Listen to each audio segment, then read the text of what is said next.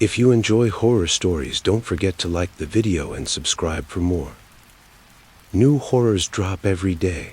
Some you'll remember, and some you won't. Let me know in the comments, where are you watching from, and what time is it for you right now? Now let's begin. The rain was tapping gently against the window pane again, just enough to be noticed, but not enough to calm Olivia's nerves.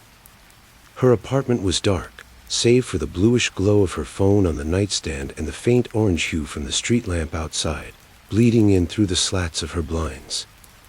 She rolled over, her comforter tangled around one ankle, and reached for her phone with a sigh that felt far too practiced. Sleep had become an elusive ghost, hunting her more with each passing week. Podcasts helped for a while, those meandering true crime shows, monotone book readings, even ASMR whisper channels.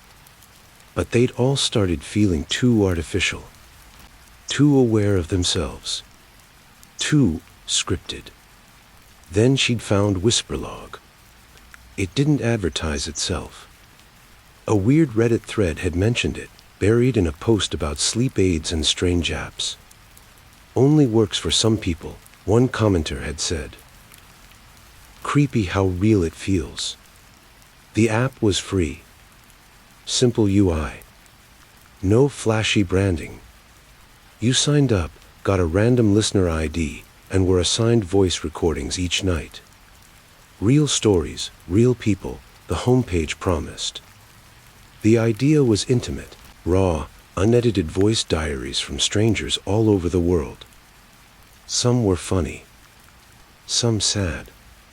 Most were quiet and mundane, someone talking about the soup they made, a date that went well, a cat that wouldn't stop meowing.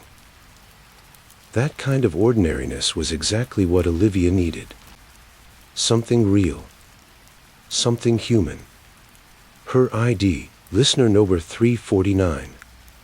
She thumbed into the app and saw the usual greeting flash across the screen. Welcome back, listener number 349. One new log awaits. She tapped play, adjusted her pillow, and closed her eyes. A young man's voice filled the room, smooth, maybe early 30s. His tone was relaxed, almost conspiratorial, like he was talking to her from across a campfire. Hey there. Whoever you are, the voice began with a chuckle. Today was weird. I had this moment, walking to the store, when I realized I didn't remember locking my front door. Isn't that the dumbest thing to panic about? Like, I locked it. I always lock it. But suddenly, I was standing in the frozen food aisle, thinking, what if someone's in my house right now, touching my stuff? Going through my drawers. Olivia smiled faintly, her body beginning to loosen under the covers. Anyway, I bought milk. Forgot the damn coffee. Again. His voice faded into the usual ramble, mundane thoughts strung together like fairy lights. She let her breathing slow, syncing with the rhythm of his words. It always felt a little strange, listening to someone she'd never meet talk like they knew her. But there was comfort in the anonymity. Whisperlog never revealed names. The app didn't allow replies. Just listening. Just falling asleep. The log ended after 11 minutes, and silence returned. She turned over, reaching to cue another, but paused. There was an unusual second recording listed below the first. No preview, no description. Just a title, listener number 349, her thumb hovered over it. A glitch? She tapped play. At first, there was no sound.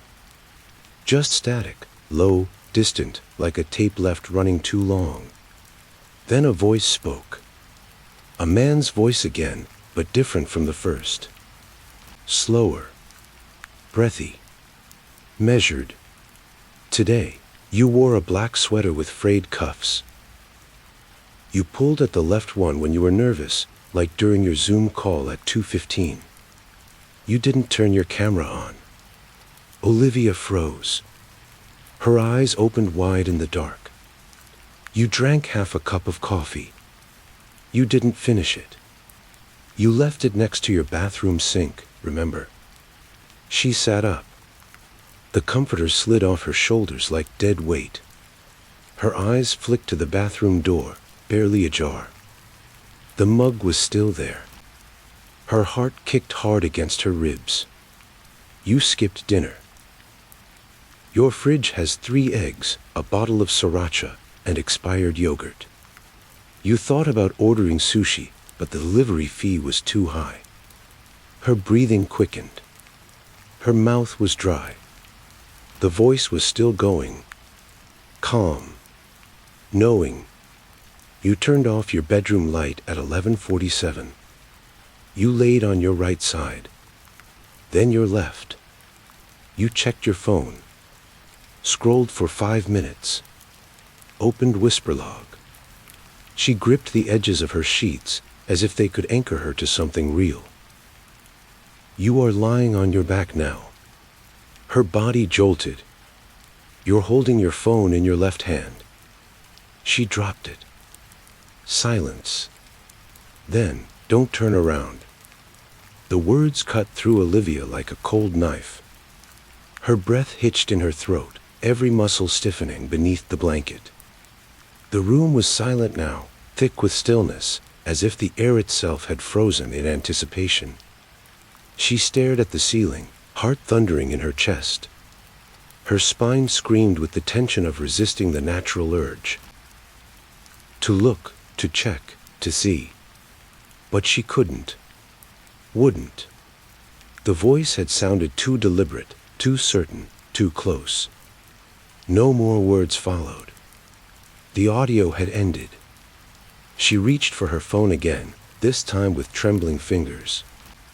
The screen was dimmed, but the app was still open. The recording title, Listener Number 349, now showed a length, 3 minutes, 11 seconds. There was no user profile, no metadata. Just the cryptic title, and now, a button below it, Report Log. Olivia tapped it. A short form popped up, reason for reporting this log.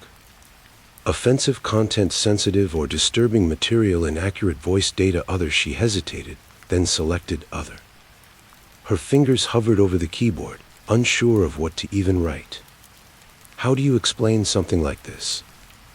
That the voice had described her life with unnerving precision. That it had ended with a whispered threat, or maybe a warning. She typed, the log described my day in exact detail. It shouldn't know those things. She hit send.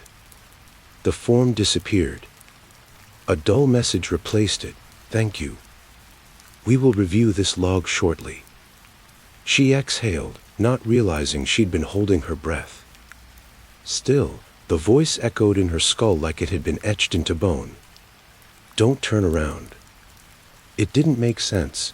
There was nothing behind her but the wall, her nightstand, the worn paperback she'd half finished 2 weeks ago.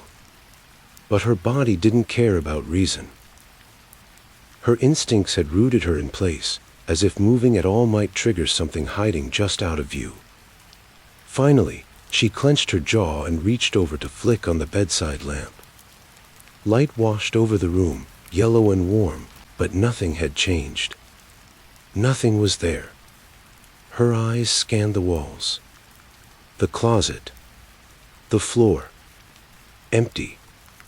With a trembling hand, she opened the app again and refreshed her log history. The second recording, the one titled after her ID, was gone. Only the first, harmless diary entry remained. Her jaw tightened. She scrolled down to see if it had been archived, moved, anything. But it had vanished entirely. Like it had never been there. A chill ran through her as she set her phone down and stood. She padded barefoot to the bathroom and flicked on the light. The half-full mug sat exactly where the voice said it would be, next to the sink, crusted with coffee scum. She stared at it. Then, finally, she whispered aloud to the empty apartment, "How did you know that?" The apartment didn't answer. Back in bed, She left the light on. She awoke late, groggy and parched. The light was still on, and her phone had slipped between the mattress and the wall. She retrieved it, rubbing sleep from her eyes. One new log awaited. She paused, then tapped it. It was a different voice this time, female. Soft, uncertain. Today, I thought about quitting my job. My boss looked at me like I was invisible again. I didn't say anything. Just nodded and smiled like always, normal. Mundane. No mention of her. No trace of yesterday's nightmare. Maybe it had been a bug. Some sick joke. Some hacker trying to scare her. Maybe the app glitched and pulled data from her microphone. She didn't want to think about how else it could have known. Still, she didn't delete the app. That night, she listened again. 3 nights later, it happened again. A new entry. Same label, listener number 349, same flat tone. Same breathy cadence. You bought paper towels and a frozen meal. You forgot to lock your door when you came in. Don't worry, I did it for you. Olivia dropped the phone. It landed face down on the comforter, still playing. You tried a new shampoo today. The scent isn't you. Too citrusy. She stared at it like it might explode, her breath trapped in her throat. The voice wasn't just describing her day anymore. It was commenting. Noticing. Judging. You read 3 pages of a book before you got distracted. You told yourself you'd finish it someday. Her hands were sweating. She felt like a pressure valve had burst inside her chest. She didn't want to listen. Didn't want to hear any more. But she didn't stop it.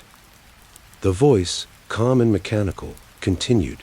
You thought about deleting the app today. You hovered over the icon. Then you stopped. You wondered if this was all in your head. It's not. The room was dead silent except for that whispering stream of words, as though they were being spoken just behind her ear. You locked the door at 6:12 p.m. But I unlocked it at 6:47.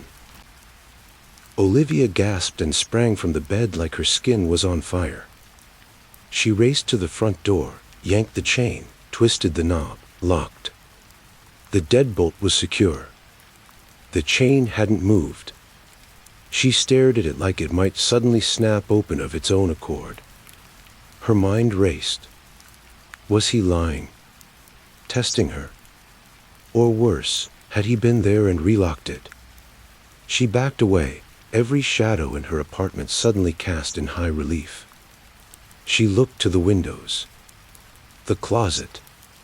The hallway. Nothing moved. But she felt it, presence. The unmistakable heaviness of being watched. She snatched her phone from the bed. The log had ended. Like the first, it was already gone. No replay option. No metadata. Just erased. She pressed her back against the wall, gripping the phone with white knuckles. This was no prank. No AI script. Someone knew her. Was watching her. Recording her life and commenting on it like an observer in a private experiment. She opened the app settings. There was no tech support. No contact form. Just one option, delete account, her thumb hovered over. And then a new message popped up at the bottom of the screen. You don't want to do that, Olivia. She screamed and flung the phone across the room. It struck the far wall with a thud and dropped to the carpet. For several seconds, the only sound was her own ragged breathing. Her name. It knew her name. She hadn't entered it. The app never asked for it. She'd never even created a username beyond the assigned listener ID. But now it had called her by name. Directly. There were no more illusions. Whoever was behind Whisperlog wasn't just listening. They were inside her life. Close. Closer than she had dared to imagine. And they didn't want her to leave. That night, Olivia didn't sleep. She stayed on the couch, every light in the apartment on, a kitchen knife clutched in her lap. Her phone remained untouched across the room, dark and silent. No notifications. No new logs. By morning, the fear hadn't faded, it had calcified. She couldn't stay here. Not with this constant paranoia. She packed a bag, texted her friend Casey, and told her she was coming over. She didn't explain why. Didn't think she could. She just needed out. As she zipped up her overnight bag, her phone buzzed. A new Whisperlog notification. She didn't want to look, but her eyes betrayed her. It was a message, not a recording. One line. Running won't make you any harder to find. The phone slipped from Olivia's hand and hit the floor for the second time in 24 hours. This time, she didn't pick it up. Her pulse roared in her ears as if her body were trying to drown out the truth screaming in her mind.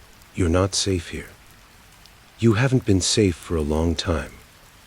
She shoved her overnight bag strap over her shoulder and yanked open the door. The hallway outside her apartment was empty, dimly lit by flickering overhead fluorescents that had needed replacing for months. She didn't lock the door behind her. What was the point? The elevator took too long.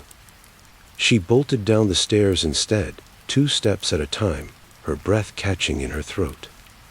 When she hit the lobby, the security guard behind the glass barely glanced up from his phone.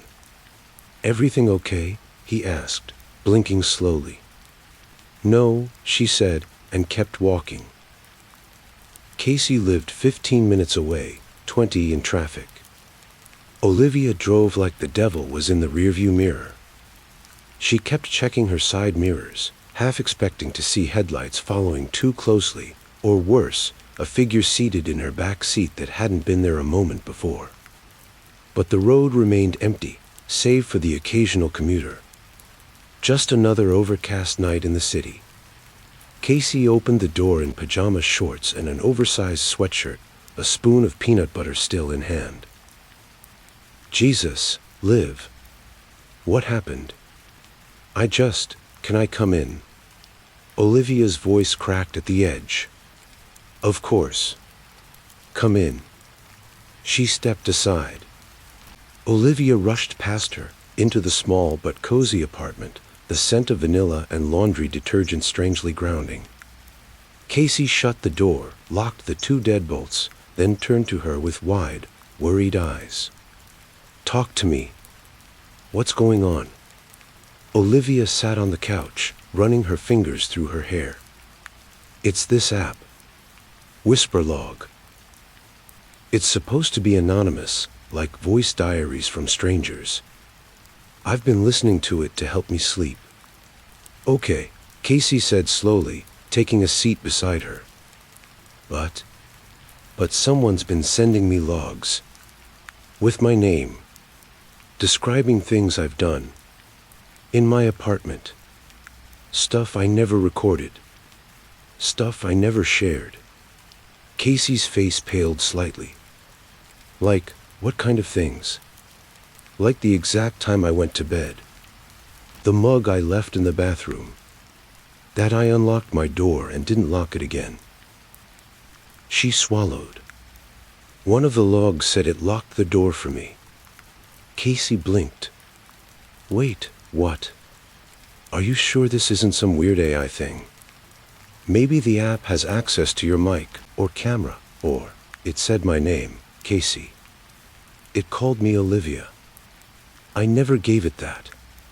Now Casey looked scared. She set down the spoon. "You need to delete it." "I tried," Olivia said. As soon as I clicked the delete button, a message popped up. She paused. "What did it say?" Casey asked. Olivia looked at her voice barely above a whisper. Running won't make you any harder to find. Casey stood up suddenly. Okay. We're reporting this.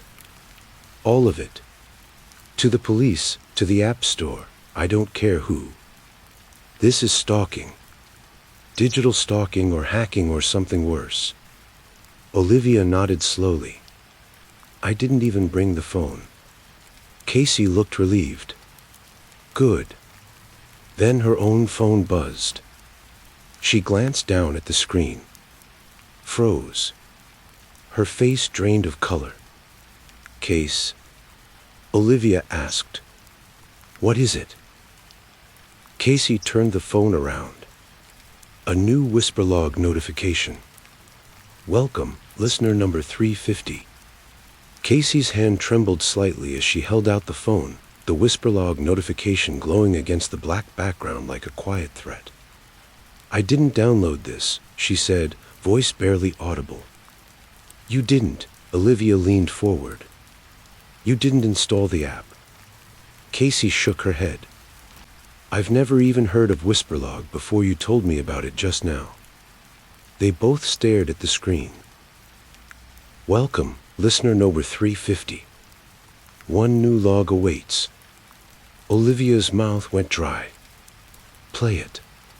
Casey looked at her, eyes wide. Are you crazy? If it's like mine, it might say something. She hesitated. About me.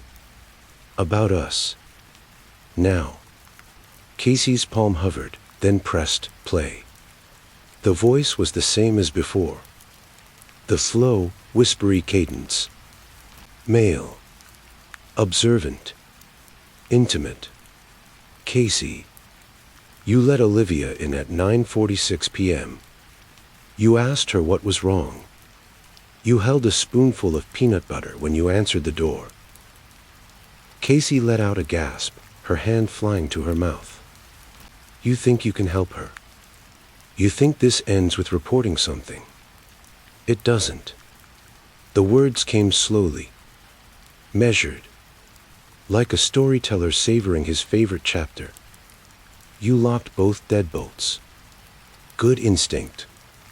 Won't help. Casey ended the audio and dropped the phone like it burned her. Nope. Nope, no. This isn't real. She stood and began pacing, hands in her hair. This is someone messing with us. It has to be. A hacker. Some freak with access to our phones or cameras or, I don't know, metadata or GPS, something. Olivia stood too, clutching her arms.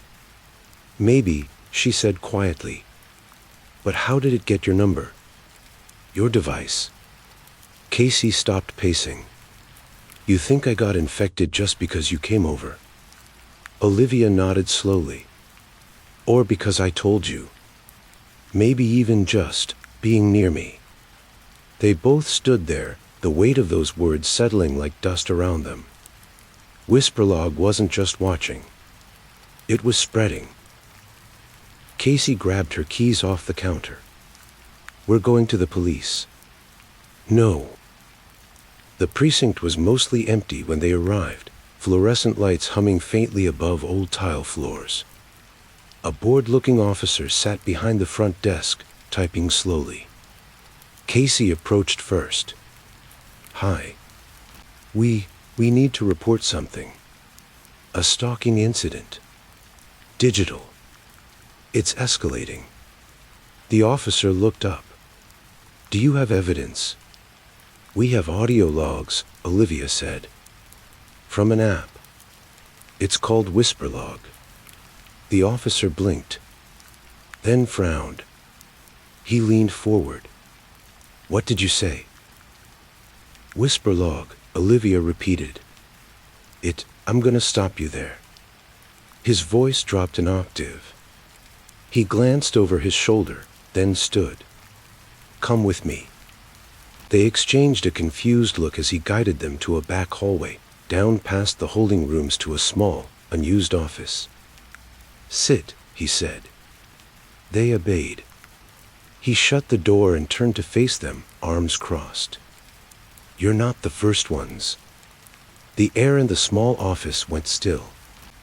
What do you mean we're not the first? Casey asked, her voice tight. The officer rubbed his jaw, hesitating like he was trying to choose between protecting them and protecting himself. I've heard about Whisperlog before, he said finally. Over the last couple years, maybe half a dozen people came in. Same story. Creepy voice recordings.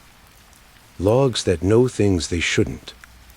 One guy claimed the app started describing things he hadn't done yet. Olivia's stomach twisted. What happened to them? The officer's mouth pressed into a line. They stopped coming in. Phones disconnected. No way to follow up. No forwarding addresses. Just gone. Casey stood, her voice rising. You're telling me people disappear, and you've done nothing. He raised his hands.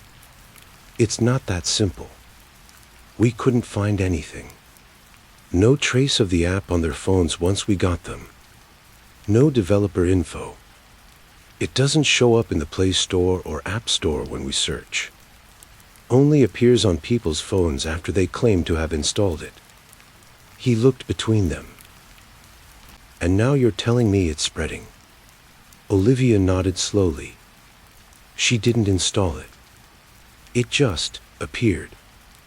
The officer muttered something under his breath and walked to a filing cabinet in the corner. He unlocked the bottom drawer and pulled out a thick manila folder, stuffed with notes and staple printouts. Technically, I'm not supposed to keep unofficial cases, he said. But something about this one stuck with me. He opened the file and flipped through a few pages. Names. Photos. Scraps of handwritten transcripts. He handed Olivia a photocopy of a log someone had written down from memory. Listener Number 112, you left the window open tonight. I could smell the candle you lit. Sandalwood. You always light sandalwood when you're scared. You don't need to be scared, by the way. I'm already inside. Olivia felt her knees weaken. Jesus Christ, she whispered. There's more, the officer said grimly. Someone came in last year claiming the voice started giving instructions. Telling them what to eat. What route to take home. Who to stop speaking to. Casey's face was pale. Like it was trying to control them. He nodded. Said if they didn't obey, the logs would get more personal. More threatening. Next thing I know, they vanish. He closed the folder with a sigh. I tried reporting it to cybercrimes. Got laughed out of the room. Without hard data, it's just ghost stories. Olivia stared at the folder. Can you help us? He was silent for a long time. Then, finally, maybe. But if what you're telling me is true, this thing isn't just watching you. It's choosing you. He reached into a drawer, pulled out a cheap prepaid phone, and slid it across the table. Use this. Don't turn your regular phones back on. Don't go home. I'll make a call to someone who owes me a favor. Until then, stay somewhere public. Somewhere lit. Don't isolate. They nodded, too shaken to speak. As they stood to leave, the officer added, "Oh, and one more thing." They turned. If you get another log, he said, voice low and serious, don't listen to it alone. They left the station, hearts pounding, adrenaline still spiking through their blood.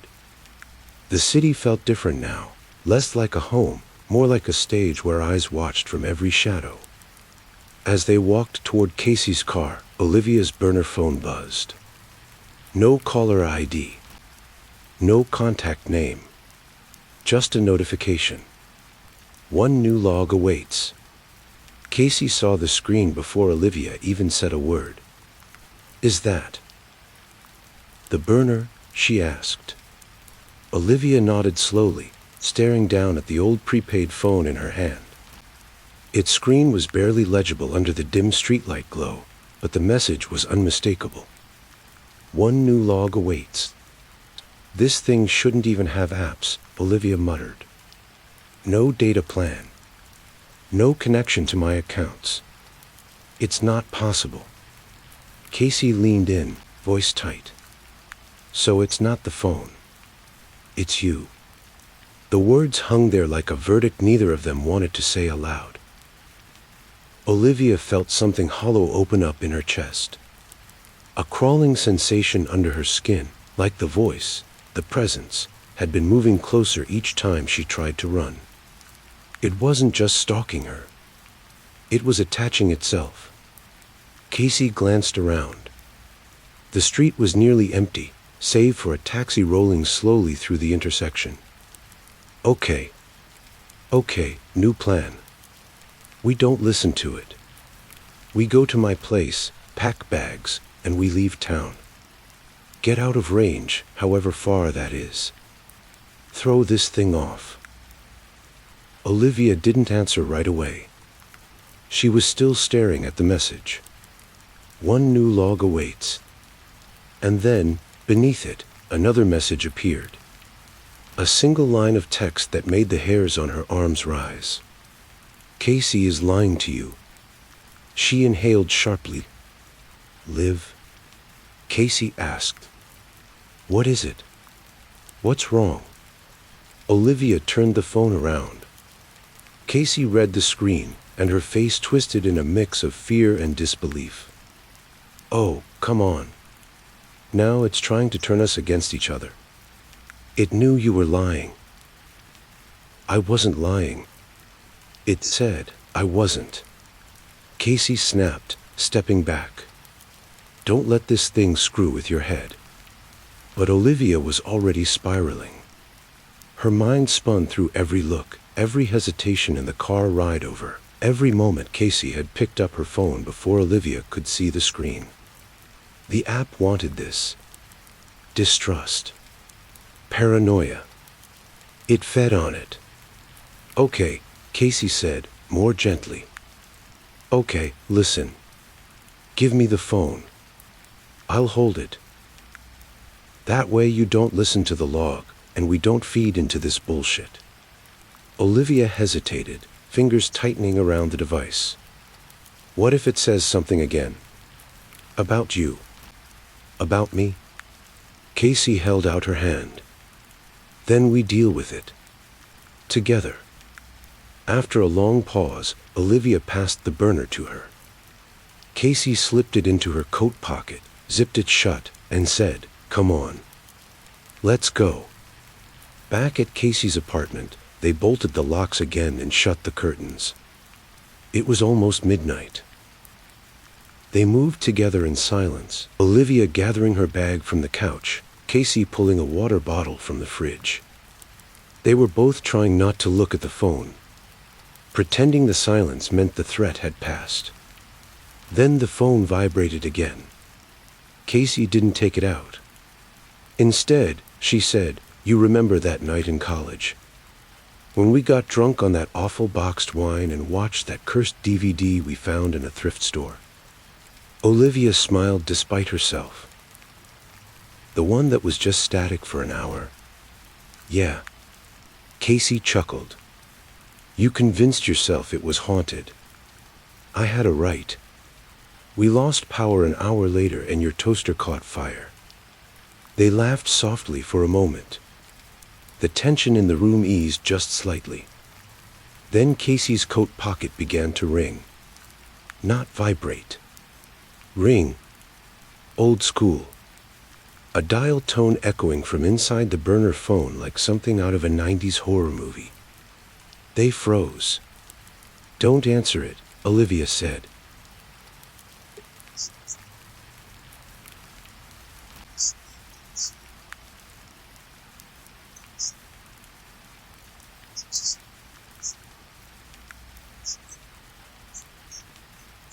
"Answer me. No number. No caller ID. No duration ticker. The phone rang again. Not the cheerful chirp of a smartphone. A low, mechanical ring. Hollow. Like it had been ripped from another decade. "Don't," Olivia whispered. "Casey, don't answer it." Casey didn't move. Her thumb hovered over the green icon, her expression blank, unreadable. The room felt like it had tilted slightly, as if they were sliding towards something inevitable. Then she tapped it. "No," Olivia surged forward, but it was too late. Casey held the burner to her ear. Her eyes widened slightly, then narrowed. "Hello." Silence. Olivia stood frozen across the room, hand pressed to her chest, feeling her pulse race beneath her palm. Then Casey spoke again, softer this time. "What did you say?" She turned to Olivia slowly, her voice eerily calm. "It says we have to play a game." Olivia felt ice water pour through her veins. "What kind of game?" Casey didn't answer right away. She was still listening, nodding slightly as if in conversation. Then she finally said, "It says you have 5 minutes to hide." Silence. "What?" Casey looked her dead in the eyes. "It says if you don't, something's going to knock on the door. And you really won't want to answer it."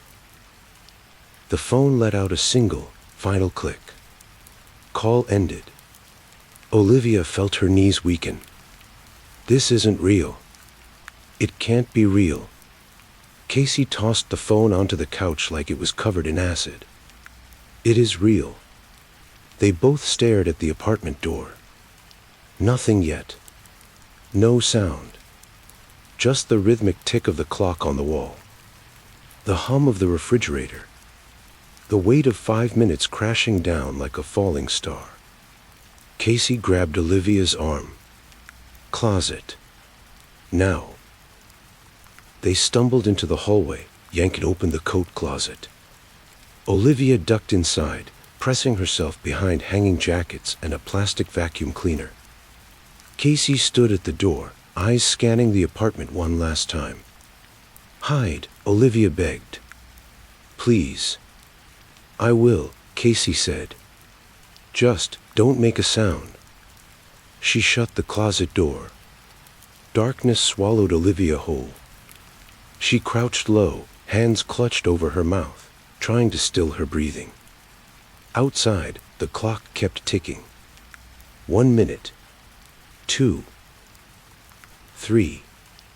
The apartment was dead silent. Then, knock. Not a hand. Knuckles. 3 sharp, deliberate raps on the front door. Olivia's stomach flipped. She didn't move. Didn't breathe. Every part of her felt pulled taut, like a thread ready to snap. Another knock. Softer this time. Then, the sound of the door handle turning.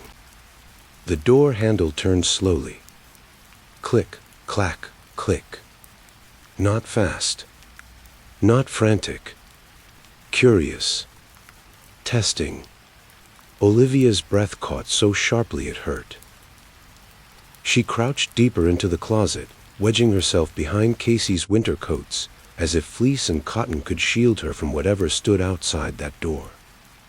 She couldn't see anything from where she was, but she heard everything. The distant groan of the wood floor near the entryway. The slight creak of a hinge settling. Then silence. Seconds passed. Maybe minutes. And then, from the living room, she didn't hide very well. Olivia's heart slammed against her ribs. The voice wasn't Casey's. It was his. The voice from the logs. And it was inside at the apartment. A quiet shuffle of movement followed. Something brushing against the wall. A step. Then another. Soft footfalls, deliberate and slow, like a predator circling prey it didn't need to rush. Behind the coats, the voice whispered, almost amused. You always liked hiding there when you were little, didn't you? Olivia's vision blurred as panic welled up like floodwater. No one knew that. Not even Casey. She clenched her teeth and pressed further back. Her hand brushed against something hard, the vacuum cleaner handle. She gripped it instinctively, unsure whether she meant to fight with it or just hold on to something real. The footsteps came closer. 5 feet away. 4. Then, a new sound. From the other end of the apartment. A crash. Loud. Something shattering. Then a scream. Hey! Get the hell away from her. Casey. The footsteps turned. Rushed. Olivia burst out of the closet, eyes wide and wild. She heard the scuffle before she saw it. Casey wrestling with a dark shape near the kitchen, slamming a lamp against a figure half-bathed in shadow. Run! Casey shouted, breathless. Go! Olivia hesitated for half a second, then obeyed. She bolted past them, dodging a toppled chair, flung open the apartment door, and tore down the hallway barefoot. Behind her, the fight continued. Glass breaking. A thud. A scream. She didn't stop. Outside, the cold air hit her like a slap. She ran into the street, flagged down a car, any car, a blur of headlights and tires skidding, the driver's window rolled down. Jesus, are you okay? Drive, she cried. Please, just drive. He didn't ask questions. He just hit the gas. The city rushed by in a smear of lights and fog as Olivia collapsed into the passenger seat, shaking, crying, and checking over her shoulder every few seconds. Her phone, her real phone, was still at Casey's place. But the burner. She reached into her coat pocket. Gone. Olivia sat hunched in the passenger seat, arms wrapped tightly around herself, her lungs still working overtime like she hadn't truly exhaled since the moment that second log appeared. The driver glanced sideways at her, a man in his late 40s, balding, with a deep crease between his brows. Do you need a hospital? Police? Somewhere safe? I don't know, she said, barely able to form the words. My friend, she was still in the apartment. Someone broke in. He nodded and flicked his blinker. Okay. I know a fire station a few blocks up. Well lit. Staff always on site. We can stop there. She didn't argue. The thought of light, of people, felt like oxygen. The moment the car stopped in front of the firehouse, Olivia bolted from the seat, feet pounding the pavement as she rushed to the front doors. They slid open automatically, revealing a wide space with red trucks, yellow jackets, and the warm smell of diesel and coffee. 2 firefighters stood near the back, chatting over paper cups. Please, she gasped, I need help. Someone's after me. My friend's still in danger. They rushed over immediately. One, a tall man with gray in his beard, took her gently by the shoulders. You're safe here. Sit down. Breathe. She collapsed onto a bench, shaking. The other firefighter was already on the radio, calling for police dispatch. You got a phone? The first one asked. She shook her head. It's gone. It was in my coat. I think he took it. All right, he said calmly. We'll get you sorted. Just stay right there. He stood and walked over to the other firefighter, lowering his voice as he spoke. Olivia couldn't hear them, but she didn't care. Her ears were ringing. Her entire body buzzed with leftover fear. She closed her eyes. For a second, the warmth of the firehouse, the safety of voices and light, almost made her believe the nightmare had cracked. Then someone sat down beside her. She opened her eyes. There was no one there, but the bench creaked like someone was sitting. And then she heard it again. Not out loud. In her ear. The voice. You left her behind. She jumped to her feet, heart leaping into her throat. No. No, no. You don't get to talk to me anymore. The firefighters turned, startled. Ma'am. I'm sorry, she said quickly, clutching her head. I thought I heard, but she didn't finish the sentence. She didn't need to. Because just behind the counter, someone had left a small table with lost and found items, a scarf, a glove, and a phone. Not her original phone. Not Casey's. The burner. She walked over in a daze, legs moving before her mind caught up. The screen lit up as she touched it. One new log, the firehouse. She backed away. But it was too late. The phone began to play automatically. You made the right choice, Olivia. You came here. You found the light. But light doesn't matter if you carry the darkness with you. Olivia staggered backward, heart racing. The firefighter who'd approached her reached down to silence the device, but the moment his fingers brushed the screen, the fire alarm screamed to life. Red light strobed across the firehouse. Sirens shrieked from the ceiling. Doors slammed open automatically, triggered by the emergency signal. Men in heavy gear sprang into motion, shouting commands to one another, not realizing yet that this wasn't their emergency. It was hers. Olivia covered her ears, ducking as confusion erupted around her. One of the firefighters, the one who had been talking to dispatch earlier, ran to the console. There's no smoke, he shouted. The system's been tripped internally. What the hell's going on? Someone else yelled. And then, from above, came a deep boom. Olivia flinched. What was that? Before anyone could answer, the lights flickered. Once.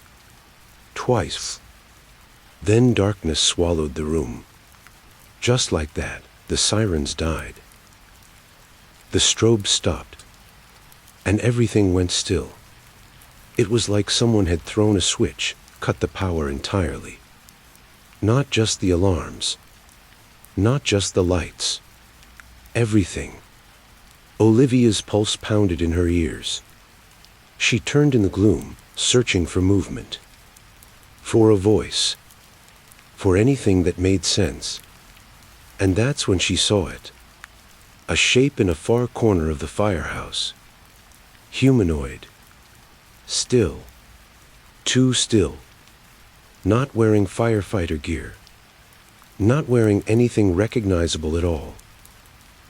Just a tall, dark outline in the red emergency O of the exit sign, watching her. Not moving. Not blinking. Just waiting. She couldn't breathe. Couldn't speak. Her brain screamed at her to run, but her legs were rooted to the concrete. And then the voice returned, louder now. Not from the phone. From everywhere. Why do you keep running, Olivia? Don't you want to understand? The figure took a single step forward. We've been so patient with you. Another step. But understanding requires a little trust. A third step. And you're not very good at trusting people. Now she could see its eyes. Reflecting red. Glossy like oil. Smiling without lips. Then another voice. This one real. Get down, someone shouted. A flashlight beam cut across the room. One of the firefighters had grabbed a portable unit and was sweeping the warehouse floor. The shape vanished instantly, as if it had never been there. Just the corner again. Just shadows. Just the lingering memory of those eyes. Olivia collapsed against the nearest wall, sobbing. The burner phone buzzed at her feet. One last time. She picked it up with shaking hands. You're almost ready to see it. Don't stop now. Outside, the firehouse lights flickered back to life with a loud thunk, power restored. Emergency systems whirred and rebooted. Sirens quieted. Red blinkers dimmed and went still. But inside Olivia, the chaos hadn't stopped. She sat against the wall, phone clutched tightly in her hand, staring at the words that pulsed across the screen. You're almost ready to see it. Don't stop now. Almost ready for what?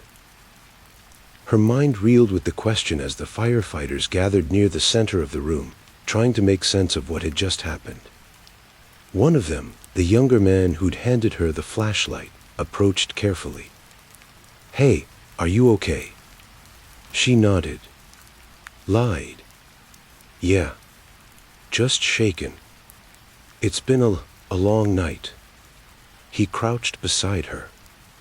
That phone triggered something, didn't it? I think so. You said someone was after you. Not just me, Olivia said, voice distant.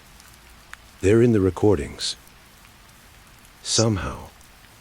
They know things they shouldn't. He looked at the burner in her hand. Is that it? She nodded. I don't even know where it came from. But I can't throw it away. Every time I try, it comes back. He hesitated, then said something that chilled her to her core. Maybe it's not following you. Maybe you're following it. She didn't reply. Because deep down, some part of her, the same part that hadn't destroyed the phone when she first saw that cursed log, knew he was right. The logs. The voice. The eyes in the dark. They weren't hunting her randomly. They were leading her somewhere. Step by step. Entry by entry. Whisper by whisper. And she was letting them. She stood up slowly, forcing her limbs to obey. I need to go back. To the apartment? The man asked, surprised. She shook her head.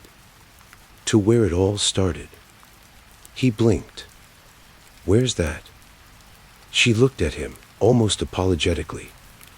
I don't think it's a place. That night, she walked. For miles. The phone didn't buzz. No new log. No whispers.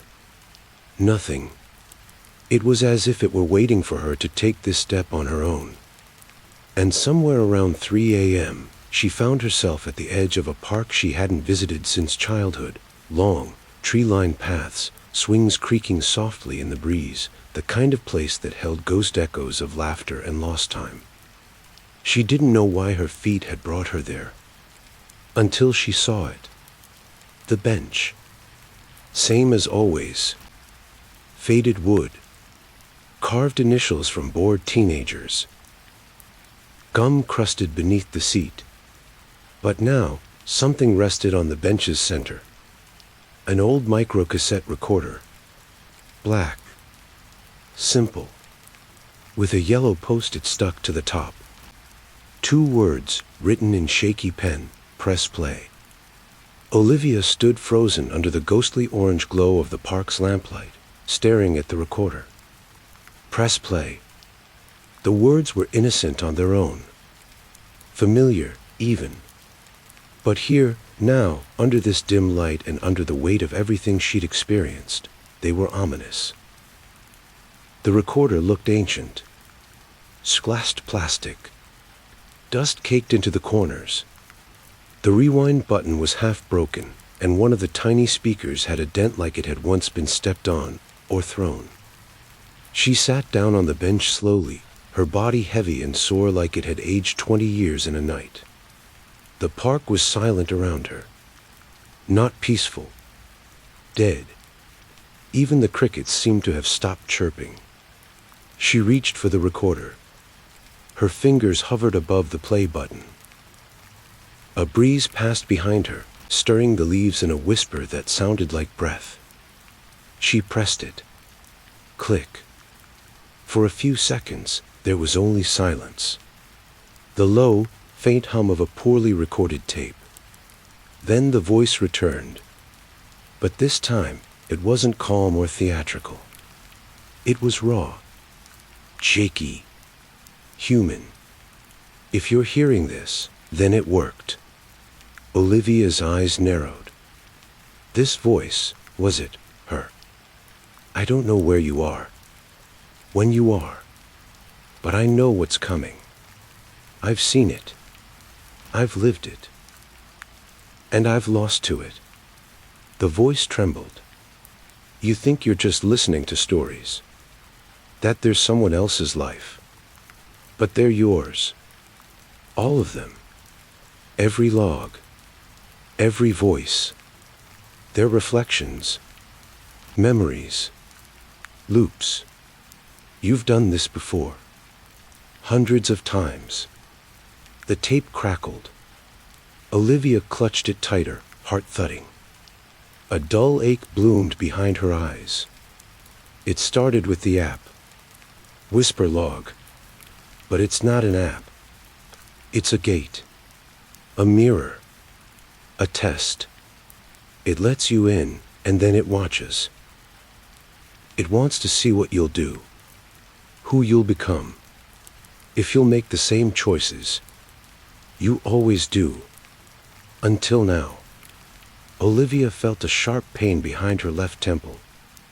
Like something inside her shifting. Memories she didn't recognize flickered like flashes in her mind. Images of herself in other places, other nights, other lives. Her screaming in a hospital hallway. Her laughing beside a lake. Her standing alone in a field as dozens of phones rained from the sky like black hail. The voice on the recorder continued. This time, you're different. You've come further. You've asked the right questions. You've started to remember. So if you want to end this, if you want to be free this, you tried to forget us. But you can't unlisten to the truth. The tape clicked violently.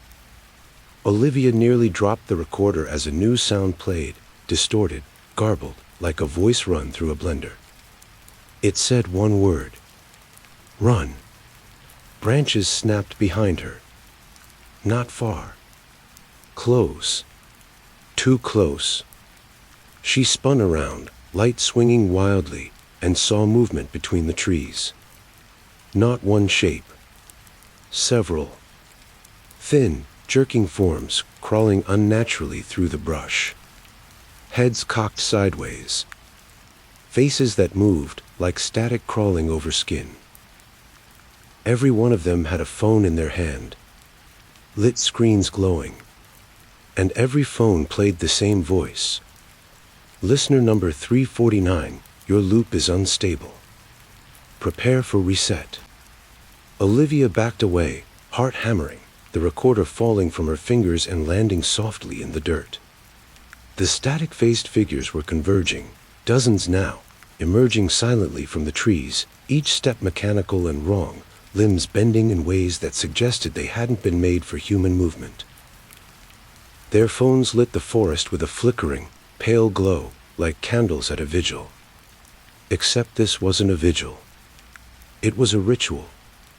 Listener number 349, the phones repeated in perfect unison, their speakers hissing slightly with each word.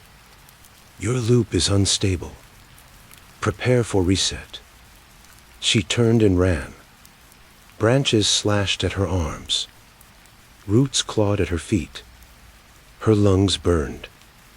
The forest became a blur of motion and shadow. Behind her, the voices didn't grow louder. They stayed the same. Calm, detached, inevitable. Like death announcing itself politely. She crashed through the bent section of the fence and stumbled into the street beyond. Streetlights buzzed overhead, casting pools of indifferent light on the cracked asphalt. A car passed in the distance, unaware, untouched by the nightmare just beyond the trees. The town was still asleep, still dreaming. She sprinted back to her apartment, fumbling with her keys, heart slamming against her ribs like it wanted out. She slammed the door shut behind her, locked every bolt, dragged the bookshelf in front of it just to be safe. Then collapsed to the floor. Her phone buzzed. Not the burner. Her own phone. Her shaking hands pulled it from her coat pocket. One notification, new log available, listener number 349, final sequence. She stared at it. Her thumb hovered over the play button. She thought of everything she'd learned. Everything she still hadn't remembered. The voices, the loops, the warnings. But this was the end. It had to be. She hit play. No voice greeted her this time. No narration. No story. Just silence. Then, one soft sound. Breathing. Shallow. Ragged. Her breathing. From this room. Right now. She looked up. And from behind the closet door, slightly ajar, the inside drenched in shadow, came a voice. Don't turn around. Her breath caught in her throat. She hadn't left that door open. The voice from the closet was soft. Not mechanical, not distorted. It was human. Familiar. Her own. She could feel it now, the weight of something in the room with her. The air was heavy, thick with static, like the atmosphere before a lightning strike. Every instinct screamed for her to run, to scream, to move. But she couldn't. Not yet. Olivia reached down and slowly muted the audio on her phone. The sound of her breathing from the log cut off, but the breathing in the room continued. From the closet. Uneven. Wet. She stood. Moved toward the closet on shaking legs. The door creaked with each slow inch she pushed it open. Darkness inside. Deeper than it should have been. She turned on her flashlight. And froze. A mirror hung at the back of the closet, a full-length, antique thing she didn't remember owning. Its surface was off, like water rippling beneath glass. And standing in it was her. But not her. The woman in the mirror was Olivia, but wrong. Pale. Hollow-eyed. Her mouth stretched wider than it should have. Her limbs too long, her expression blank and somehow knowing. She wore the same clothes Olivia had on yesterday. Not today. The mirror version tilted her head. And spoke. You've been listening for so long, Olivia. But you never asked who's been listening to you. The reflection raised its hand. So did Olivia, though she hadn't meant to. She tried to pull away, to step back, but her body didn't respond. The mirror figure smiled, a crackling, unnatural thing. The final log isn't something you play. It's something you become. The room around her began to dissolve at the edges. The walls flickered like video noise. The air filled with soft whispers, hundreds, maybe thousands of voices overlapping in a symphony of regret. She fell to her knees. The phone clattered to the ground beside her. The screen changed. Not to a log. To a record button. Bright red. Pulsing. Start recording. Yes and no. The mirror Olivia stepped closer. Her voice echoed directly inside Olivia's skull. It's your turn now. Someone has to tell the story. Whisperlog needs a new voice. The red button blinked faster. Yes. Yes. Yes. Olivia's hands trembled above the screen. She couldn't move her legs. Couldn't tear her gaze from the mirror. From herself, or whatever version of herself that was. Her doppelganger stood just inches away now, eyes black and bottomless, lips curled in something between a grin and a grimace. Outside the mirror, the air vibrated. The room was no longer solid. It wavered like a mirage, the floor softening beneath her, the walls glitching, flickering, like someone was dragging reality forward frame by frame. And still, the thin, jerking forms, crawling unnaturally through the brush. Heads cocked sideways. Faces that moved, like static crawling over skin. Every one of them had a phone in their hand, lit screens glowing. And every phone played the same voice. Listener number 349, your loop is unstable. Prepare for reset. Olivia backed away, heart hammering, the recorder falling from her fingers and landing softly in the dirt. The static-faced figures were converging, dozens now, emerging silently from the trees, each step mechanical and wrong, limbs bending in ways that suggested they hadn't been made for human movement.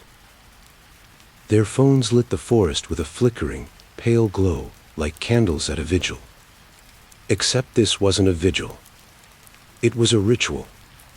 Listener number 349, the phones repeated in perfect unison, their speakers hissing slightly with each word. Your loop is unstable. Prepare for reset. She turned and ran. Branches slashed at her arms. Roots clawed at her feet. Her lungs burned. The forest became a blur of motion and shadow. Behind her, the voices didn't grow louder. They stayed the same. Calm, detached, inevitable. Like death announcing itself politely. She crashed through the bent section of the fence and stumbled into the street beyond. Street lights buzzed overhead, casting pools of indifferent light on the cracked asphalt. A car passed in the distance, unaware, untouched by the nightmare just beyond the trees. The town was still asleep, still dreaming. She sprinted back to her apartment, fumbling with her keys, heart slamming against her ribs like it wanted out. She slammed the door shut behind her, locked every bolt, dragged the bookshelf in front of it just to be safe. Then collapsed to the floor. Her phone buzzed. Not the burner. Her own phone. Her shaking hands pulled it from her coat pocket. One notification, new log available, listener number 349, final sequence. She stared at it. Her thumb hovered over the play button. She thought of everything she'd learned. Everything she still hadn't remembered. The voices, the loops, the warnings. But this was the end. It had to be. She hit play. No voice greeted her this time. No narration. No story. Just silence. Then, one soft sound. Breathing. Shallow. Ragged. Her breathing. From this room. Right now. She looked up. And from behind the closet door, slightly ajar, the inside drenched in shadow, came a voice. Don't turn around. Her breath caught in her throat. She hadn't left that door open. The voice from the closet was soft. Not mechanical, not distorted. It was human. Familiar. Her own. She could feel it now, the weight of something in the room with her. The air was heavy, thick with sevik, like the atmosphere before a lightning strike. Every instinct screamed for her to run, to scream, to move. But she couldn't. Not yet. Olivia reached down and slowly muted the audio on her phone. The sound of her breathing from the log cut off, but the breathing in the room continued. From the closet. Uneven. Wet. She stood. Moved toward the closet on shaking legs. The door creaked with each slow inch she pushed it open. Darkness inside. Deeper than it should have been. She turned on her flashlight. And froze. A mirror hung at the back of the closet, a full-length, antique thing she didn't remember owning. Its surface was off, like water rippling beneath glass. And standing in it was her. But not her. The woman in the mirror was Olivia, but wrong. Pale. Hollow-eyed. Her mouth stretched wider than it should have. Her limbs too long, her expression blank and somehow knowing. She wore the same clothes Olivia had on yesterday. Not today. The mirror version tilted her head and spoke. "You've been listening for so long, Olivia. But you never asked who's been listening to you." The reflection raised its hand. So did Olivia, though she hadn't meant to. She tried to pull away, to step back, but her body didn't respond.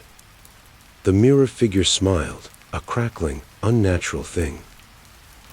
The final log isn't something you play. It's something you become. The room around her began to dissolve at the edges. The walls flickered like video noise.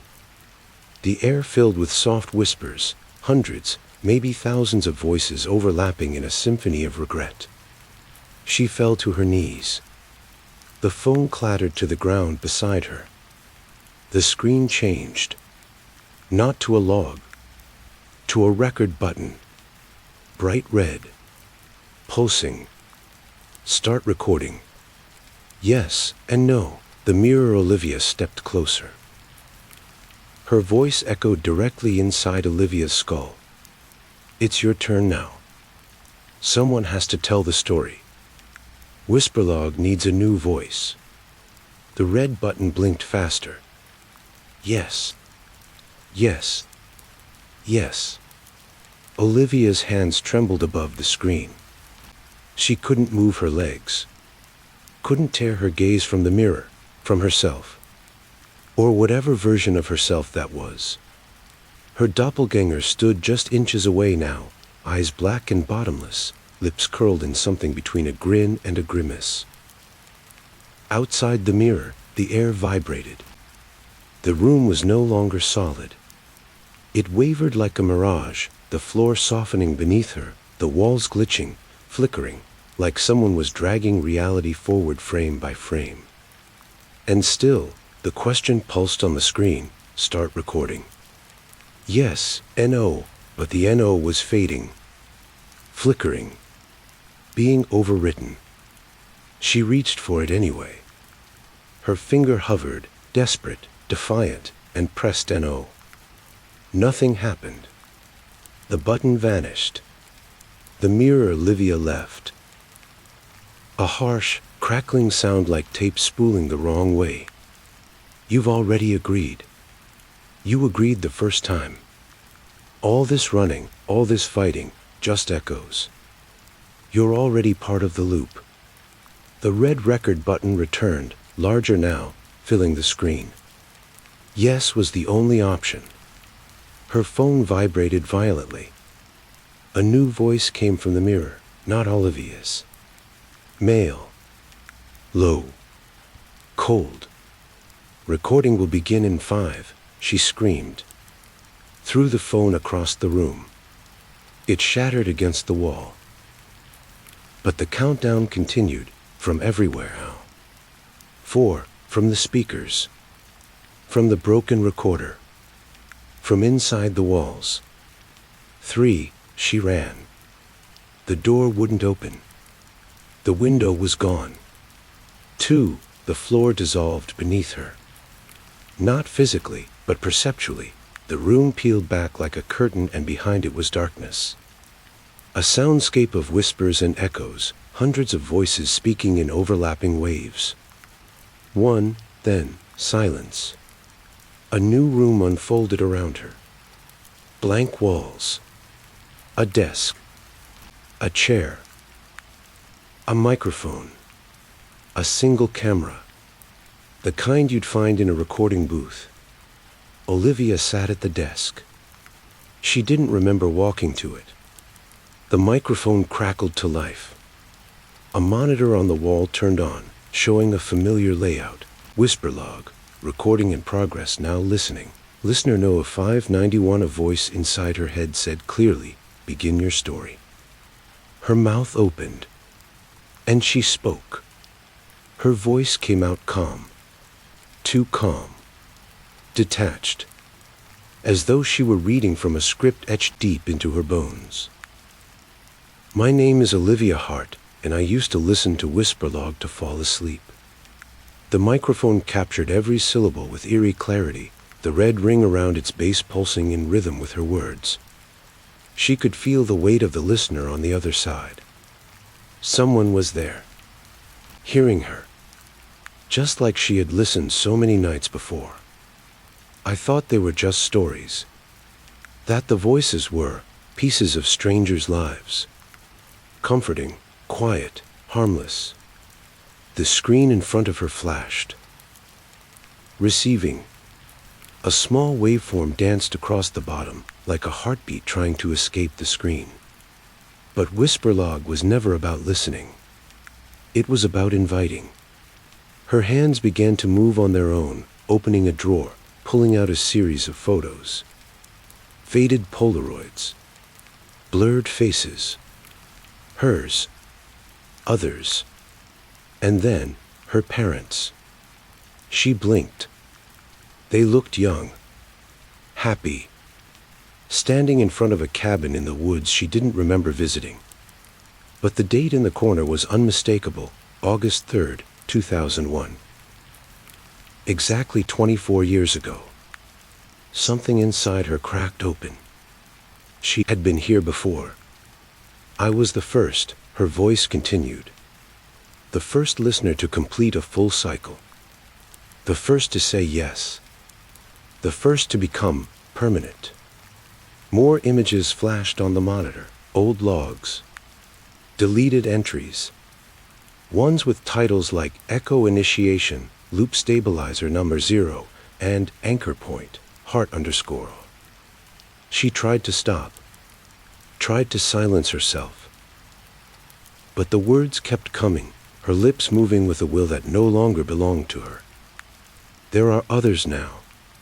Replacements. Copies. Voices inside voices. But they still need an anchor. A center. That's what I am. What I was. The screen blinked. Loop transfer complete. Welcome, listener number 591. Olivia gasped. And suddenly, she was back at her apartment. Standing.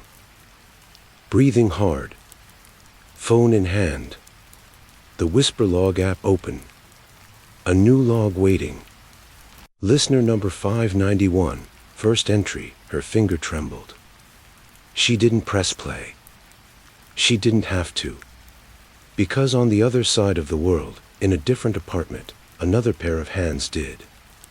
And from their speaker, Olivia's voice whispered, "Don't turn around." Miles away, in a dimly lit bedroom cluttered with empty coffee mugs and crumpled notes, listener number 591 froze. His name was Evan Marsh, a software engineer by trade. Insomniac by necessity. Lonely by everything else. He'd downloaded Whisperlog 2 weeks ago after reading a thread on a sleep disorder forum. A voice app that wasn't just ASMR or white noise, but real people telling real stories. Soothing. Intimate. Strange. Perfect. It helped, until now. Olivia's voice still echoed from his phone speaker, her tone gentle but heavy with some emotion he couldn't quite place. "Don't turn around." Evan swallowed. His mouth was dry. He wanted to turn around. To prove it was a joke. A coincidence. A creepypasta gone too far. But something ancient stirred deep in his chest, an instinct louder than logic. He stayed perfectly still. "I know you can hear me," Olivia said through the speaker. "You think this is just a recording. But this story, it's alive. And now that you've pressed play, it sees you too." The light bulb overhead flickered. The screen on his phone dimmed, then lit up again, showing only one line, "Welcome, Listener number 591. Evan felt a strange sensation behind his eyes, like pressure building. Not pain, just awareness. A sense that something else was now present in the room. A weight. A watcher. "It's not too late," Olivia whispered. "You can stop listening. Delete the app. Break the loop. But you have to act now." He jumped up, heart pounding, fingers scrambling to close the app. He held the power button on his phone. Nothing. The screen stayed lit. Then the voice came again. Not Olivia's. His own. "Are you sure?" It said. On the phone, a prompt appeared. "Stop recording." Yes and no. Evan didn't remember pressing record. But he was recording now. And outside his window, in the alley below, a figure stood motionless, holding a phone, listening, smiling. Evan stumbled back from the window, nearly tripping over the edge of his bed. The curtains swayed, though the windows were shut. No breeze. No wind. Just movement. As if the fabric was breathing. He turned back to his phone. The recording continued. His voice, clear as day, was narrating every moment as it happened. Evan backs away from the window. His fingers shake. He doesn't know yet that this is how it begins. His breath caught in his throat. He hadn't said that. But the voice was unmistakably his. The interface on Whisperlog had changed again, no longer an app, but something older.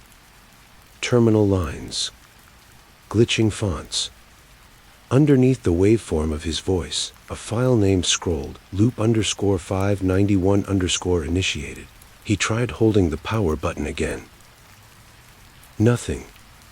He yanked the charging cable out. Tried to force a hard shutdown. Still nothing. He's afraid, his voice whispered through the speaker. He thinks he has choices. The figure outside was gone now. But something else was there, closer. A soft tap at the front door. Not a knock. The sound of nails. Slow. Deliberate. Scraping in rhythm. Evan's hands were slick with sweat. He reached for his laptop.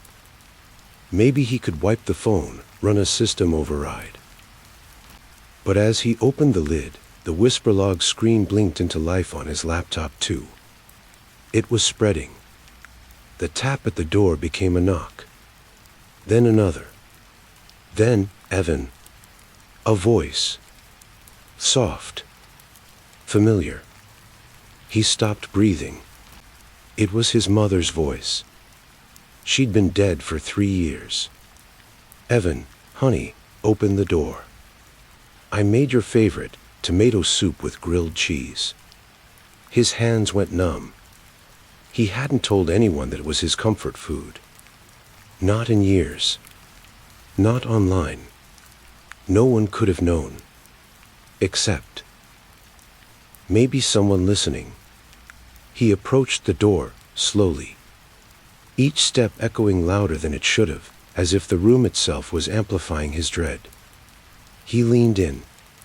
Peered through the peephole. Nothing there. Only darkness. And yet, from the other side, the voice returned, calm. Certain. "Don't turn around." Evan stood frozen, one hand on the doorknob, the other gripping the phone, still humming softly with his voice. "He's starting to remember," the voice said. "He's been here before." His pulse thundered in his ears. The peephole showed nothing. Blackness, dense and unmoving, like a wall of ink pressed to the other side of the door. He turned his head, just slightly, just enough to catch the reflection in the hallway mirror behind him. That was when he saw it. Himself. Standing at the opposite end of the hallway. No expression. Eyes completely black. lips moving, whispering. His voice came from the phone, in perfect sync. "You're not the first Evan Marsh." The light bulb overhead popped. The hallway went dark. His phone screen flashed violently and then displayed a new message. "Recording locked, transcription mode enabled, voice match." 99.92%. His own silhouette began walking toward him from the reflection. Slow. Controlled. Evan turned, ready to run, but his legs locked. His muscles felt like rubber bands stretched too tight. "They keep trying to escape the loop," the thing wearing his face whispered. "But every time they wake up, it starts again." His phone vibrated violently in his hand. New entry uploaded. Listener number 591, playback test number 4, the speaker engaged without his touch. Today, Evan Marsh had eggs for breakfast, but left the yolks. He prefers silence in the mornings. He hates the sound of his upstairs neighbor's dog. He looked at old photos today. He thought about someone he used to love. He doesn't remember why. Evan's stomach churned. That was exactly what he'd done today. Every detail. Word for word. The hallway mirror cracked. Hairline fracture spiderweb crossed the glass. His reflection tilted its head, smiled faintly, and stepped forward, through the glass. And then, the voice from the phone, his voice, from a new recording, spoke again. "Don't turn around." But this time, it wasn't a warning. It was a command. Evan couldn't breathe. Every part of his body screamed to move, to run, to break the phone, to scream, but he did none of it. His feet stayed glued to the floor. His arms limp at his sides. His head fixed forward, staring into the darkened hallway. He could feel the presence behind him now. Not just a chill. Not just fear. It was him. Or something that wore his skin. Its breath was warm against the back of his neck. "You hear it, don't you?" it whispered. The loop closing. The last whisper. The first scream. His phone buzzed again. The screen glitched, then cleared. Transfer in progress replacing, subject _o.heart. His heart dropped. "Olivia." He whispered. He hadn't meant to say her name. It just fell out, like it had been waiting on his tongue. Behind him, the thing that wasn't him hissed softly. "She lasted longer than most. But the log needs fresh breath." A new dreamer. A deeper voice. The wallpaper on his phone peeled away. Not just graphically, physically. The screen opened like paper, revealing layers of text, log files, timestamps, some in binary, some in strange looping glyphs he couldn't read. His name scrolled endlessly. Evan.Marsh, Evan.Marsh, Evan.Marsh, over and over. "Please," he choked. "I didn't ask for this." The reflection, now fully in the room, flesh and breath and smiling, tilted its head in mock sympathy. Neither did Olivia. Neither did the first. But someone always listens. And eventually, everyone speaks. The lights flickered one final time, then went out completely. Only the phone remained lit, casting its pale blue glow upward. And Evan saw something he hadn't noticed before. Beneath the record button, barely visible, a smaller line of text. "Would you like to forget?" Yes and no. His finger moved on an instinct. He hovered over yes. But a whisper from behind, so soft it felt like it came from inside his spine, said, "If you forget, you begin again." He stopped. And the screen shifted again. "Welcome, listener number 0, listener number 0. The title burned into Evan's mind like an iron brand. The number shouldn't have existed. 0 meant origin, foundation, source. And now, it was him. He tried to speak, but no sound came. His throat had sealed itself with silence, as if words were no longer his to give freely. Only the voice on the app could speak for him now. And it did. Listener number 0 is the anchor, his voice said through the speaker. The silence between loops. The breath between dreams. The reflection, his reflection, stood motionless now. Not threatening. Just there. Watching. And slowly, it began to melt. Not with heat, but with gravity. Skin folding inward. Bones collapsing. Facial features distorting like wax under unseen pressure. It didn't scream. It didn't resist. It simply collapsed into a puddle of dark static. Evan fell to his knees, trembling. The phone pulsed in his hand again. A new screen loaded. A waveform. It wasn't his voice anymore.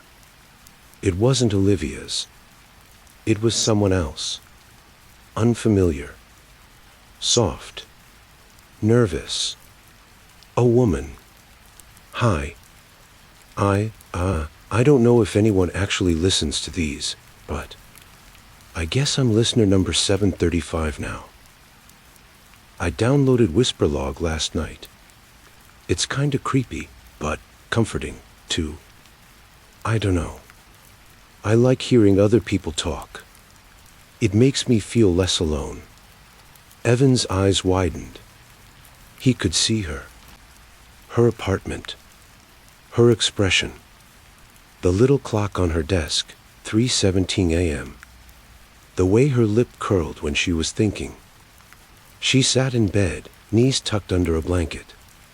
She was real. Alive. Just like he had been. And she had no idea. No idea she had just stepped onto the path. That she'd just pressed play. That something inside Whisperlog was listening back. A tear slid down Evan's cheek. He wanted to scream, to warn her. But the phone vibrated once more. The text read, "Don't turn around." And far away, in that quiet little apartment, listener known as 735 froze.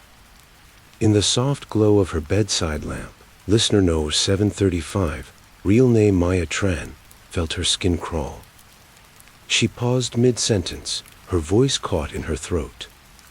Was that part of the story? She whispered to no one. The voice had come through her earbuds, soft and hushed, but not like the others. Not like the casual, meandering diary entries she'd grown used to in the last few nights. This one had urgency. A chill beneath it. Don't turn around. She yanked one earbud out and looked around her room. Nothing. Just the familiar clutter, her laptop, a tower of mystery novels on the nightstand, an empty tea mug, her cat Oliver snoozing by the window. But something about the air had changed. Heavier now. Thicker. Like fog, but invisible. She reached for her phone to exit the app, but the screen wouldn't respond. Whisperlog had frozen. The waveform still pulsed, faint blue against the black backdrop. Then it spoke again. Not in Evan's voice. Not Olivia's. In her own. Maya Tran. 28, single. Tea over coffee. Addicted to cozy horror stories and rainy nights. Tends to stay up too late scrolling Reddit. Talks to her cat like he's a roommate. Her blood ran cold. She hadn't recorded anything. She hadn't said any of that aloud. The voice continued. Tonight, she heard her last voice. The one that doesn't fade when the episode ends. The one that stays. She stood abruptly, heart hammering, and yanked the charger from the wall. The lights flickered, and Oliver hissed at nothing, his eyes locked on the corner of the ceiling, tail puffed up like a bottle brush. Okay, she breathed, trying to calm herself. It's just a glitch. Some weird AI thing. It's all knock, knock, knock. 3 soft raps on her front door. She wasn't expecting anyone. She stepped into the hallway, phone in hand, thumb hovering over the emergency call button. Another knock. Then, Maya. A man's voice. Hey, it's Evan.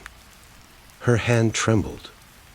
The name was unfamiliar, but her phone screen now displayed a new title, Live Entry, Evan Marsh, and beneath it, in faint white text, She's next. Maya stared at the screen, her breath catching in her chest. Live entry, Evan Marsh, she's next. She backed slowly into the living room, gripping the phone like a weapon, as if its cold, glassy surface could somehow shield her from what was coming. Maya, please open the door, the voice said again, soft, pleading, impossibly familiar. I don't have much time. She hovered near the people but didn't dare look. Her voice trembled as she whispered into the phone's mic, Who are you? What is this? The waveform pulsed, reacting. My name is Evan Marsh. I used to be a listener. Just like you. I pressed play. I didn't know what it would do. I didn't know it listens back. Another knock. Slower this time. Each one deeper than the last, as if the sound was being dragged from beneath the floorboards. They're using me now, the voice continued, but only partially. I'm still here, somewhere between the loops. Her phone vibrated again. A new message popped up. Anchor request, Maya Tran, accept decline, don't accept, Evan's voice hissed, suddenly sharp. They can't move forward without a willing anchor. That's how they keep it alive. You can break it. You have to say no. Maya backed further into the apartment, heart hammering. Oliver, still perched by the window, growled low in his throat, a sound she'd never heard from him before. Then, impossibly, the voice from the door shifted. It wasn't Evan anymore. It was her mother. Sweetheart, why won't you open the door? Her mother had been gone for 6 years. Tears filled Maya's eyes. She clapped a hand over her mouth. Behind her, the TV, off the entire night, flicked on by itself. A WhisperLog interface appeared on the screen. No HDMI cable. No casting. Just the app. A new log was loading. Entry 0, playback locked, the audio crackled. Then her voice whispered from every speaker in the apartment. Don't turn around. Maya dropped her phone. It hit the hardwood floor with a dull crack, skidding under the coffee table. The television continued to speak in her voice. She dropped the phone. She thinks it will save her. But the story has already been written. Her knees buckled, and she pressed herself against the wall, breathing hard, trying to find the seams in reality, something to grip. Oliver bolted from the window with a yowl and disappeared behind the couch.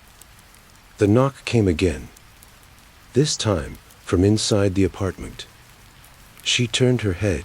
No. Not a knock. A footstep. A wet, dragging sound like something pulling itself across the floor behind her. The screen on the TV changed again. It split into multiple panes, grainy black and white footage from different angles. One showed her living room from the ceiling. Another showed her hallway. Another, the bathroom. Another, the bedroom. There were no cameras in her home. Yet here it was. Every moment. Every angle. Then, in one feed, the bathroom, she saw it. A figure standing in the shower behind the curtain. Still. Head tilted. Waiting. Maya couldn't scream. Couldn't cry. Only stare. The pane switched to her bedroom feed. Someone lay under the blankets now, facing the wall. Their back rose and fell with steady breath. But Maya was here, in the living room. She began shaking her head, whispering, "No, no, no, no, no, no." Then she saw the title printed under that camera feed, Anchor Test, Tran_0, and beside it, Live. The voice on the TV continued, calm and detached. Maya Tran was a quiet one. Curious. Lonely. A perfect vessel. She will stay, as others have. And when she speaks, another will listen. Another knock, this time from the bedroom door. Just one. Then, "Don't turn around," her own voice said again. But it was behind her now. Not in the speakers. Not from the phone. Maya squeezed her eyes shut. Her mind screamed at her to move, to run, but her body refused. It was as if something unseen had reached inside her muscles, wrapped them tight in invisible wire, and twisted. The voice, her own voice, spoke again, from just inches behind her ear. "You listened. That's all it ever takes." Her lips quivered. Somewhere, the TV shorted out with a shrill whine and a loud pop. The screen went black. The apartment was plunged into near-total darkness, save for the faint blue glow from her fallen phone beneath the coffee table. The knocking had stopped. The dragging sound had stopped. But she knew something hadn't. Something was still with her. She clenched her jaw and moved slowly, 1 foot inching at a time toward the coffee table. The silence was worse than any voice. When she reached the table, she dropped to her knees and reached underneath. Her fingers brushed the edge of the phone, and just as she grabbed it, the screen lit up again on its own. Whisperlog // live recording subject, Maya Tran, Anchor Test Knower 1, stable, voice match, 100%. There was a small icon pulsing in the corner. A microphone. It was recording her. She covered the mic with her hand instinctively, but it didn't matter. The app kept going. Then, a new voice played, one she hadn't heard before. A child's voice. "It's okay to be scared. They said that means it's working." Maya stared in horror as a chat log opened on the screen, seemingly on its own. User_735. Who are you? User_0. Someone who forgot. User_735. Where are you? User_0. Behind you. User_735. What do you want? User_0. To leave. User_0. To sleep. User_0. To be silent again, she typed frantically with trembling fingers. User_735. How do I stop it? User_0. You don't. User_0. You pass it on. Then the screen flashed violently, and a new message appeared. Would you like to speak? Yes and no. Her thumb hovered. Somewhere in the apartment, a door creaked open. Then, from just behind her, an echo of her own voice, hollow and distorted, like it was filtering through layers of radio static. Your turn. Maya's thumb was still hovering over the screen. Would you like to speak? Yes and no. Every instinct screamed no. But the silence that followed her hesitation was worse than the question. It pressed down on her, dense and suffocating, like the air itself was waiting to exhale. Behind her, the whisper repeated. Your turn. She swallowed hard, sweat beading on her forehead.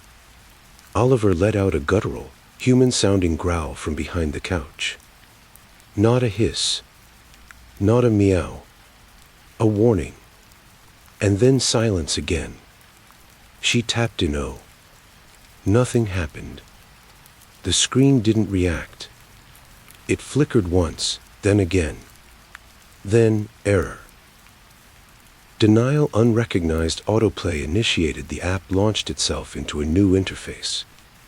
The screen split in two, left side, a waveform, already pulsing with the rhythm of her breath. Right side, a dark video feed. At first, it was just static. Then a figure appeared, sitting in a chair, tied to it, head hanging low. Maya gasped. It was Evan. Alive. Barely. Please, he croaked, eyes blinking slowly. Please don't let them make you anchor. She reached for the volume, tried to mute it. But the phone refused every command. Her reflection stared back at her from the black glass, only it didn't move when she did. Her reflection smiled. Then it whispered, "Say something, Maya." The feed on the right zoomed in on Evan's face. His lips moved, silent now, but she could read them clearly. "You have to break it." The waveform on the left swelled. It was recording again. This time, her voice filled the room. Not her current voice. A recording, soft, small, from before. "I used to pretend my voice didn't belong to me. That it came from someone else, watching. Waiting. Like a ghost in my throat," she remembered saying that. Years ago. In therapy. Never allowed since. The screen glitched again. Now a new prompt filled the entire screen. "A new listener has joined. Would you like to say hello?" Yes, or yes, her hands trembled. No option for no anymore. And the voice from the phone, hers and not hers, said, "Welcome, listener number 736. Maya's thumb trembled over the screen, her breath ragged, her mind clawing for an exit that didn't exist. "Would you like to say hello?" Yes, or yes, the illusion of choice was gone. She tapped the first yes. The screen dimmed, and a small loading icon spun in the corner like an eye slowly blinking open. Then a voice, timid, young, probably a teenager, filtered through the speaker. "Hey, this is weird. I'm not really used to recording stuff, but, I'm listener number 736 now, I guess. I downloaded Whisperlog earlier tonight. The reviews said it helps people sleep." Maya's chest locked. "It's been a rough year. Lost my mom. Moved schools. I don't really sleep anymore. But I've been listening to other people's entries tonight, and I don't know, it helps. Makes me feel like I'm not totally alone." The boy on the recording laughed awkwardly. "Anyway, if anyone is listening, hi, I guess. I'm Eli." The name hit her like a punch. Eli. Her cousin's son. 15. Quiet. Thoughtful. He used to fall asleep in the car while she drove him to tutoring, mumbling about comic books and monsters. He must have found the app. Must have listened. "I heard a voice earlier," his recording continued. "It said not to turn around. But I don't think I did. I think I'm okay. Right?" The screen shimmered again. Maya's reflection returned, but now it stood alone in a sea of black, like she was floating in nothing. Then, another prompt.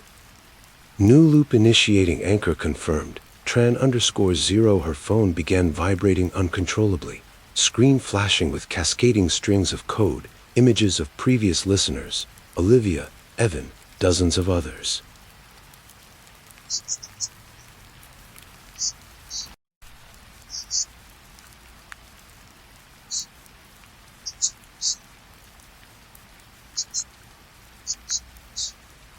Then, silence. The phone slipped from her fingers and hit the floor. The screen went dark. Just one soft ping remained.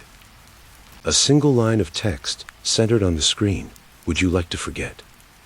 Yes and no. Maya stared at the screen, heart pounding so hard it felt like it might burst free from her chest. Her fingers hovered over the choices. Forget or not. The silence around her was thick, pressing like a weight she couldn't lift. If she said yes, would she be free? Would everything, the whispers, the shadows, the fear, just disappear? The thought of erasing the last few hours, the last few days, even the last few years of creeping dread tempted her like a siren song. But the price? If you forget, you begin again.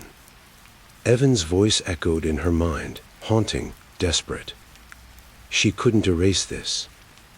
Because someone would still be trapped. Somewhere in the app. Somewhere in the dark loops. She took a breath and pressed a no. The phone hummed softly, the screen shifting. A new message appeared. Thank you, thank you. A slow, steady pulse began, like a heartbeat, syncing with hers. The room grew colder.